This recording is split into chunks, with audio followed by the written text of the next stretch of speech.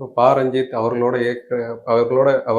இருக்கிற யார் படம் எடுத்தாலுமே, அந்த படத்துல என்ன சொல்ல வராங்கங்கிறத பார்க்கறதுக்கு முன்னாடியே அதுக்கு ஒரு எதிர்ப்பு கிளம்ப ஆரம்பிச்சுது. இந்த படத்த யாரும் பார்க்காதீங்க. கண்டிப்பா அப்படி வரதான் செய்யும். ஏன்னா அவர் வந்து எல்லாரையும் போல ஒரு படம் எடுத்துட்டு அவரால போ முடியும். ஏன்னா அவரை விட ஒரு கற்பனையான ஒரு ஆள யாரையும் பார்க்கவே முடியாது. அவ்வளோ கிரியேட்டிவா யோசிக்கிற ஒரு ஆள் தான். அப்ப அவர் வந்து எல்லாரையும் போல ஒரு படம் எடுத்துட்டு போலாம்ல. அப்படி கிடையாது. அவருடைய நோக்கம்ன்றது வந்து அவருக்கு வந்து வெறும் பணம் சம்பாதிக்கிறதோ, இல்ல மத்த விஷயங்கள் மட்டுமே கிடையாது. பணம் சம்பாரிச்சா தான் அடுத்து படம் எடுக்க முடியும். அது வேற.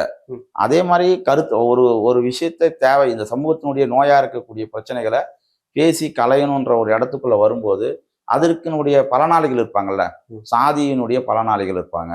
மதத்தோடைய பலனாளிகள் இருப்பாங்க. முதலாளி வர்க்க பிரச்சனையினுடைய பலனாளிகள் இருப்பாங்க.